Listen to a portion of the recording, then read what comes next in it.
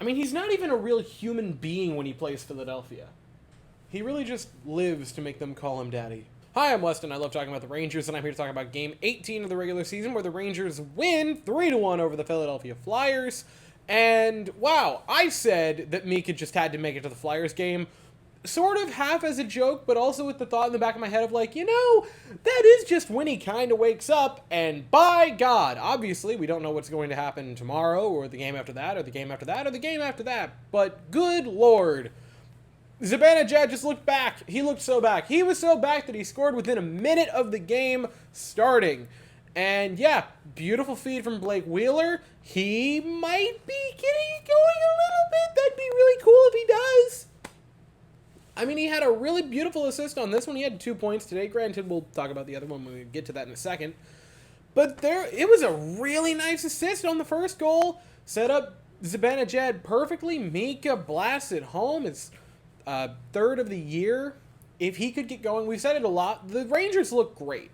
And the top line has looked fine defensively 5-on-5, but man, you'd really like for guys like Kreider, and I understand it was really funny on account that he had scored 10 goals entering the game, and I believe led the team in goals, to say, man, if he could really get going. There is irony in that, the fact that he's on pace for like another 40-goal season. But 5-on-5, he's had a lot to be desired. That entire first line has. And today they looked great 5-on-5. And this was the first one, was the Mika one, and we just said if they can get rolling. And you have a lot of hope that they might just finally do that. The first goal was a beauty. The second goal was just comical. I don't know which Flyer it was, but after winning the face-off, the Flyers just give the puck directly to the stick of Chris Kreider. And not like he had to stretch for it. I mean, he was just standing there like this, and it went to his stick. Like, tape to tape. You could not... If a Ranger player in the corner would have done that, I would be talking about how nice of an assist it was. And he obviously, on account that, he's a really good net front presence, but... I mean, I guess that technically is net front. He's not going to miss that, usually, and he very doesn't here. Rangers score, it's a 2-0 game, and the Rangers, before too long in the second period, before the halfway mark, would make it 3-0. Nice give and go from Zibane-Dad over to Blake Wheeler. He enters the zone. It's not the best of passes from Blake Wheeler back over to Mika Zibane-Dad, but Mika, just fully outstretched with the arm crouching down, just gets enough of his stick to the puck, deflects it past Carter Hart, and the Rangers have a 3-0 lead in this game. Now, Sean Couturier would score in this game, and what actually happened in the waning minutes of the second period was Blake Wheeler tipped it in. I can't get mad at Igor Shesterkin from that, on account that his own teammate kind of did it. And you might say, well, Weston, maybe it would have been tipped in front by a Flyer anyway. Yeah, maybe. Or maybe the puck would have grown magical little wings and flown away and no one would ever play the sport of hockey again. We don't know about maybes. We know what did happen. And a Flyer did not touch a net front. That was Blake Wheeler. It's unfortunate, but that is what happened.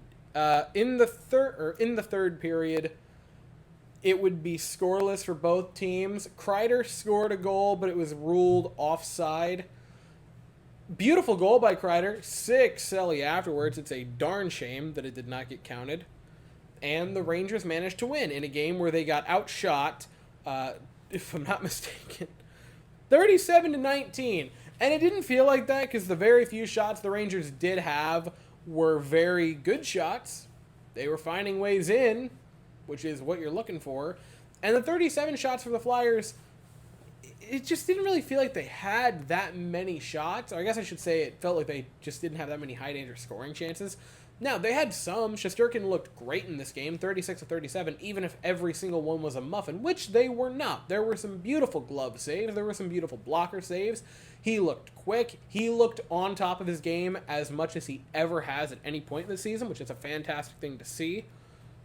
But it didn't feel the Flyers just dominated the Rangers, which is weird, especially when you look at a third period where the Rangers get outshot 14-3.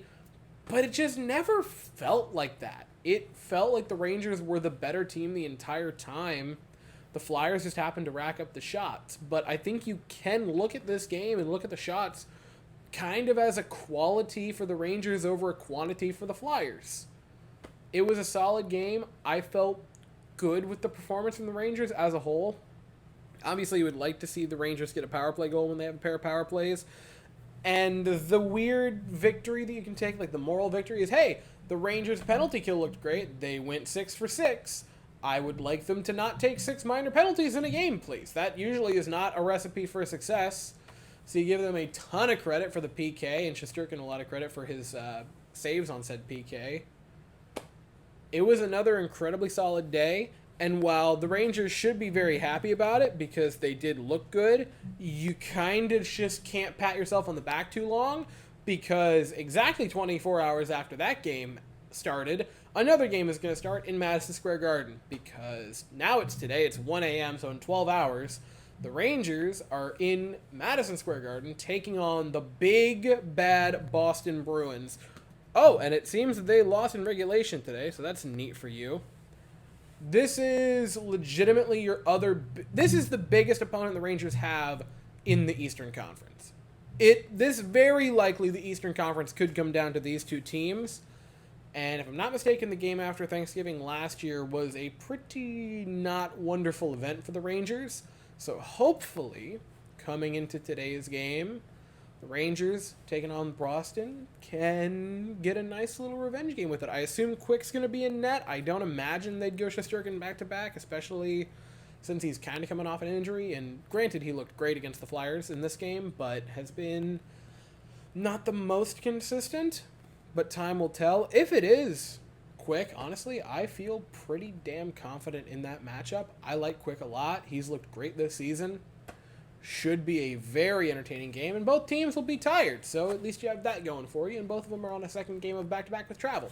So, once again, that game is at 1 o'clock Eastern. I'll be here very late afterwards to talk about it, but as for right now, that is all I have to say. So if you enjoyed this video, please consider to like and subscribe. Thank you all so very much for watching. I hope you all have an absolutely fantastic day, and as always, go Rangers.